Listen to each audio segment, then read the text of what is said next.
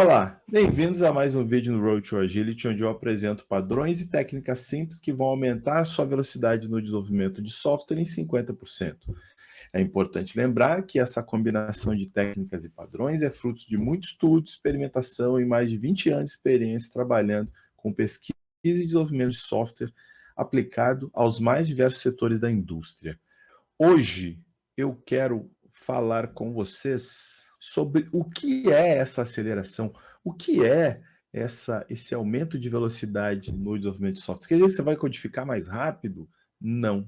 Agilidade não é necessariamente executar uma atividade mais rápido, mas sim organizar todo o ambiente de execução daquela atividade que vai propiciar uma execução mais rápida dela. E com isso vai, digamos, facilitar ou criar o espaço para resolver o problema do vídeo de hoje, que é não tenho tempo para ser mais eficiente. E assim, dependendo de como você executa as diversas atividades dentro do desenvolvimento de software, você realmente não vai ter tempo, porque o projeto ele é desenhado, a sua alocação ou o percentual de alocação no projeto, ele é feito para acomodar todas as tarefas previstas no cronograma, dentro do escopo daquele projeto. Então, em linhas gerais, você nunca vai ter um tempo sobrando.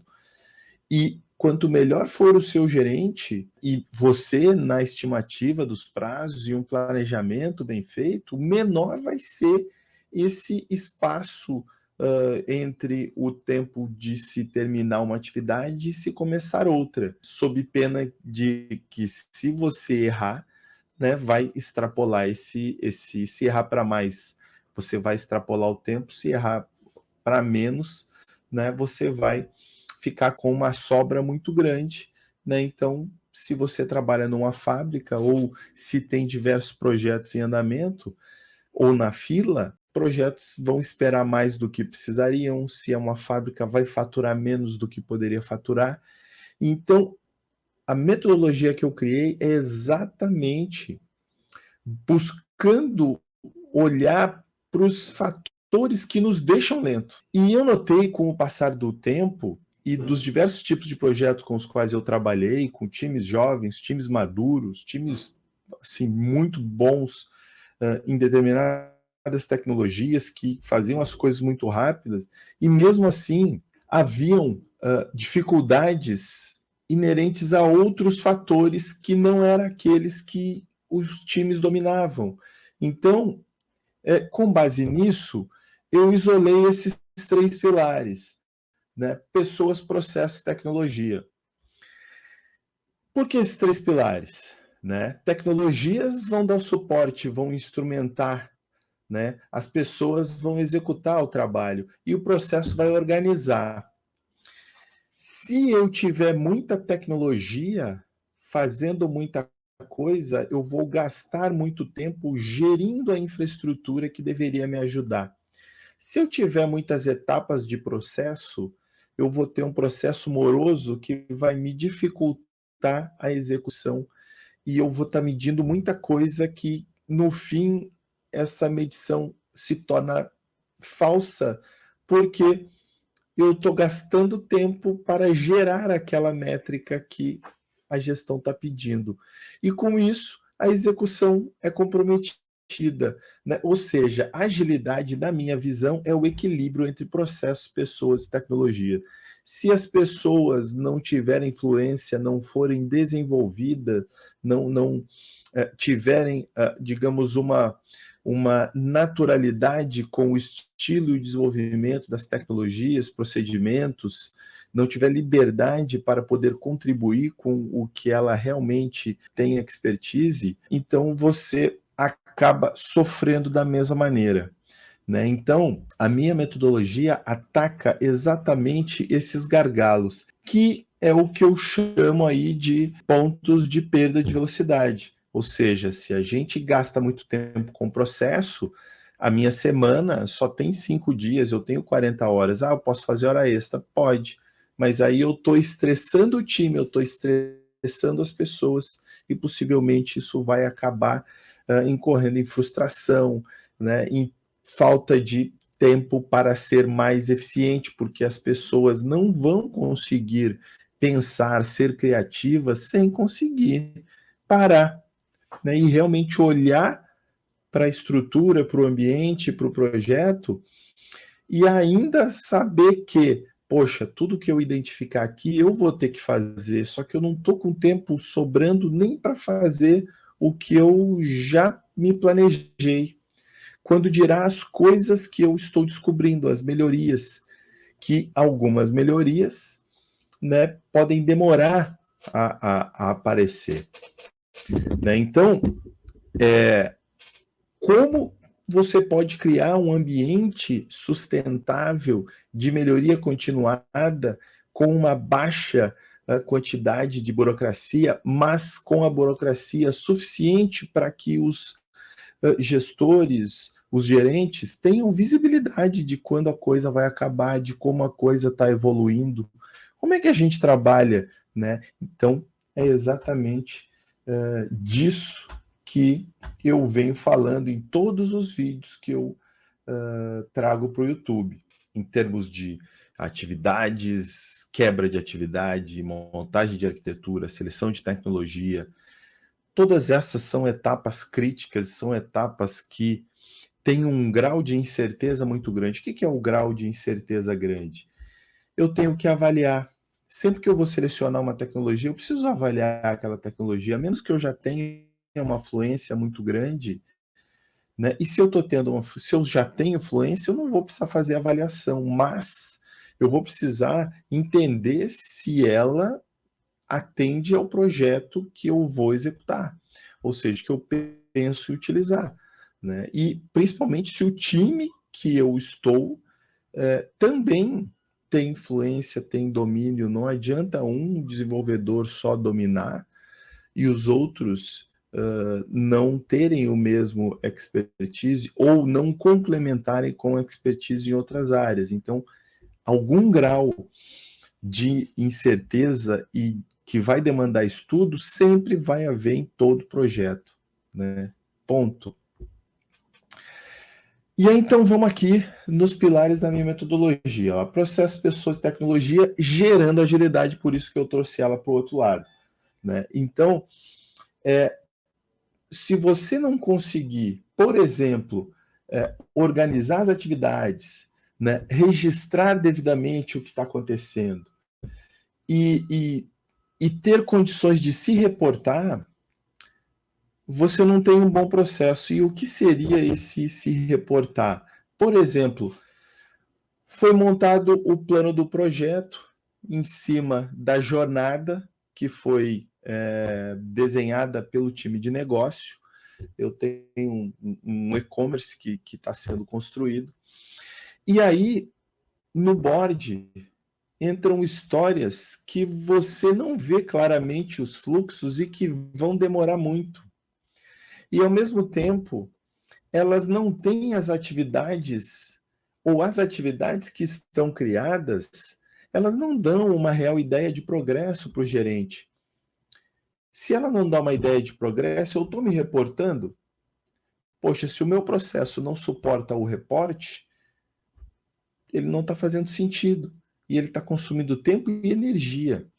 Porque se eu não estou fazendo, então possivelmente eu já tenho outro problema, que é a forma com que as atividades ou os requisitos estão chegando. E se eu estou esperando o requisito chegar para iniciar a análise e a avaliação da demanda, então eu já estou refém de toda uma série de decisões que foram tomadas e eu não fiquei sabendo. E isso, eventualmente, vai me gerar um retrabalho, porque eu posso, quando eu incluir a visão técnica sobre a visão de negócio, né, para materializar aquilo, eu vejo, poxa, mas já tem o fulano que desenvolveu um serviço que faz isso aqui. Ou, para eu implementar esse serviço, eu preciso da inscrição no serviço de registro de usuários. Isso a gente não tem. E aí você vai começar a desenvolver sem ter tudo que você precisa. E, eventualmente, você vai desenvolver uma interface que pode até acontecer de você não precisar, você bastaria consumir a do colega, mas como você vê essas coisas? Entendeu? É assim que a gente perde tempo e não consegue ser mais eficiente. Trabalhar na área de tecnologia não é pura e simplesmente escrever código, configurar serviço, consumir dado, apresentar dado. É todo o contexto que envolve a solução onde você está inserido, né? E quanto melhor você for em ligar esses pontos, mais tempo você vai ter para trabalhar com tecnologia, que é o que a gente realmente gosta. Pessoas. Como está a comunicação do seu time? Como ela se desenvolve? Ou seja, como os seniors desenvolvem os júniores, os plenos, né? O pleno já tem mais liberdade para dar feedback, né? O júnior pode fazer pergunta, ele está num ambiente propício para o desenvolvimento dele, porque quanto mais suporte ele tiver, mais rápido ele vai ascender na carreira e vai contribuir e com isso escalar o processo, né? Time bom é um time que escala, né? O que é escala? O número de tarefas que andam em paralelo é grande, né? E quando eu falo tarefa, eu não estou falando de histórias, vamos trabalhar em 2, 3 histórias, não, isso é outro ponto.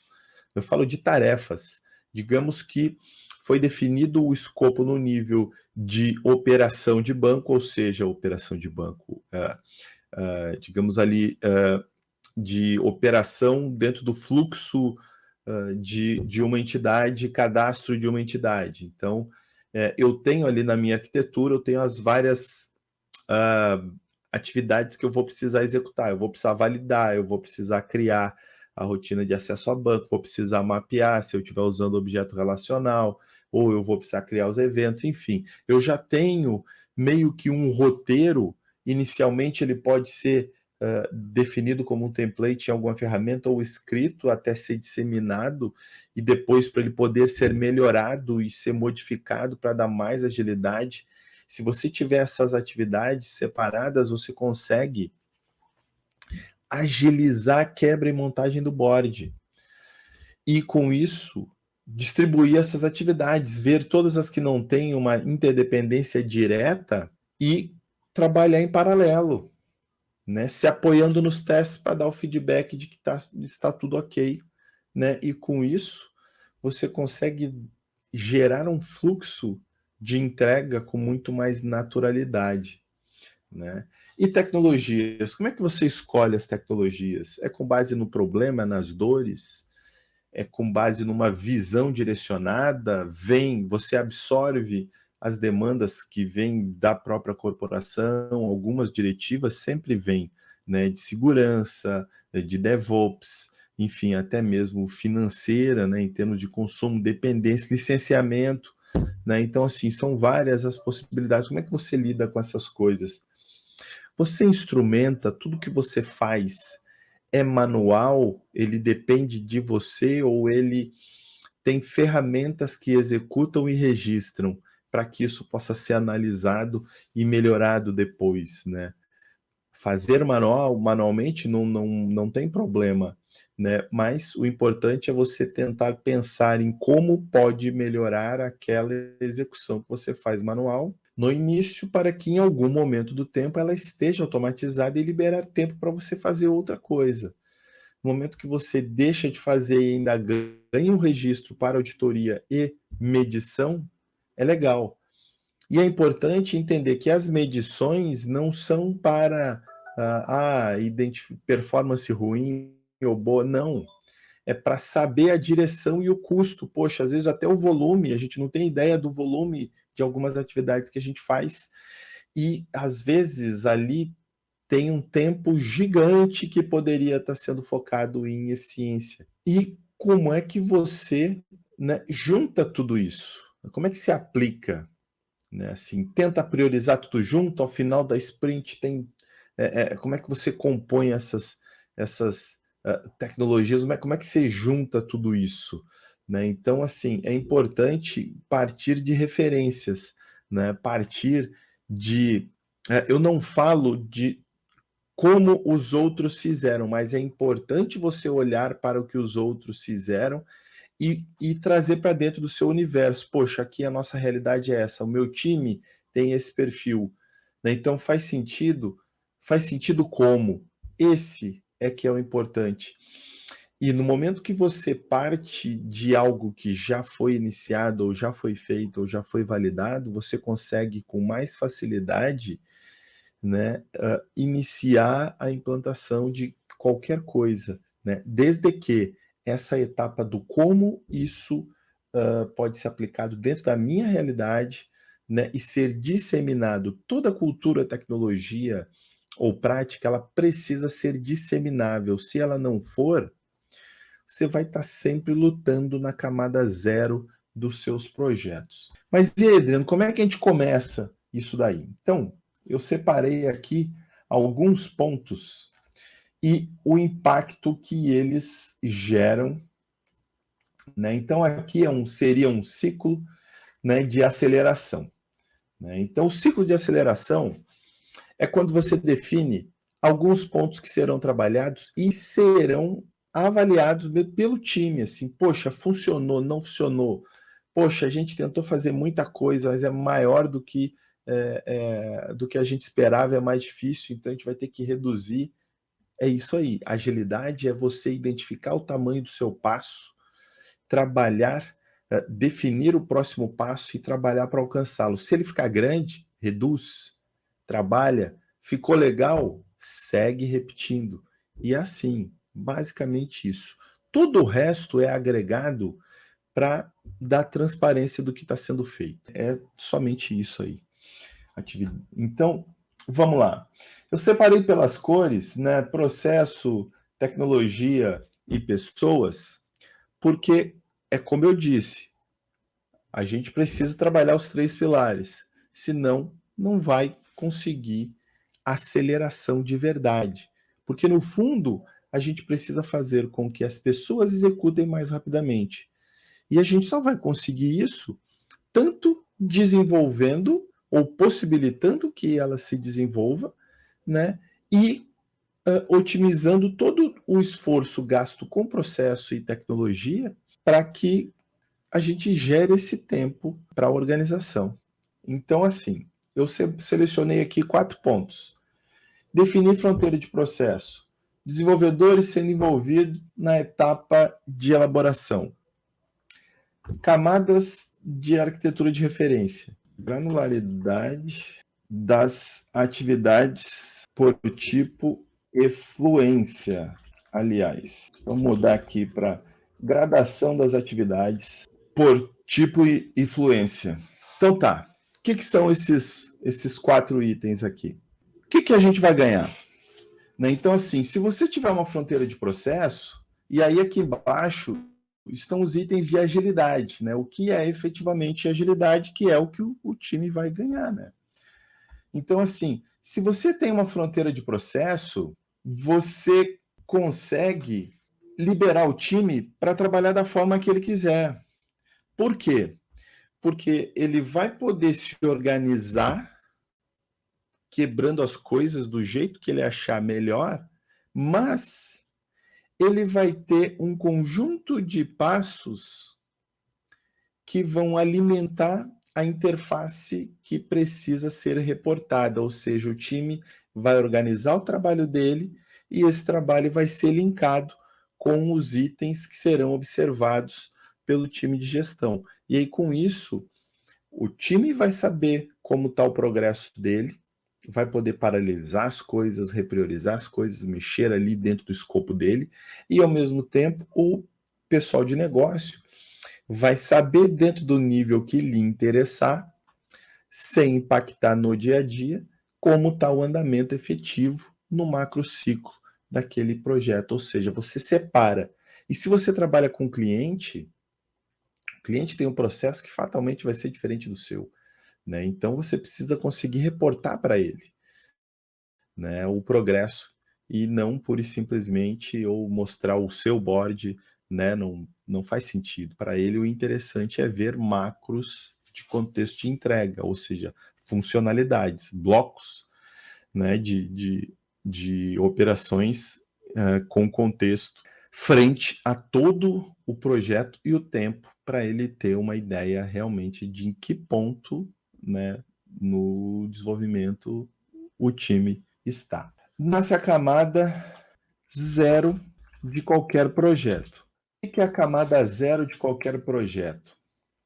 Né? Quando a gente tem as camadas da arquitetura de referência, por exemplo, eu gosto de usar a arquitetura limpa, ela já me define 4 camadas. A partir dessas camadas, eu posso organizar da forma que eu quiser, né? Ou seja, eu posso criar mais, eu posso reusar as 4 sempre, eu vou criando um estilo, e aí com isso eu nunca vou partir da camada 0, eu vou partir sempre da camada acima dessa base.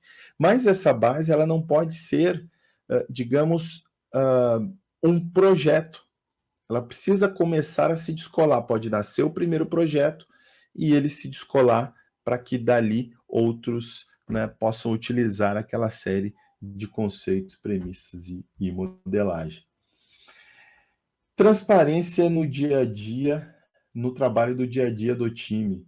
Então, assim, a melhor forma de você conseguir reportar, né, é o time modelar o board de forma que quem é do time de negócio consiga bater o olho com facilidade e ver, ou até mesmo poder criar dashboards. Então, para isso é importante que o time consiga melhorar ou consiga quebrar as atividades dele numa granularidade menor do que o requisito que chega, para que aquele processo diariamente possa efetivamente ser reportado, né? E o desenvolvedores sendo envolvidos na etapa de elaboração, que eu coloquei como item 1, prepara o time para o que virá, ou seja, ele facilita a definição das fronteiras e escopo, né? Conforme o time começa a participar das reuniões, eu não estou falando em condução, em entregas, eu estou falando de participação para ele ver, poxa, estão falando aqui da parte financeira, estão falando da parte de cadastro de cliente ou de cadastro de produto. Poxa, eu vou precisar falar com o estoque, eu vou precisar falar com o pessoal, com o people. Então, assim, a solução começa a nascer já com uma visão mais sistêmica da coisa. E até mesmo pelas conversas, algo com foco em experiência de usuário também já pode surgir e é importante para saber de algum perfil necessário que não está no time e que já possa ser negociado. Então, esses seriam aí um exemplo de alguns pontos que podem ser trabalhados e que vão acelerar o desenvolvimento e você começa a criar a sua cultura de agilidade.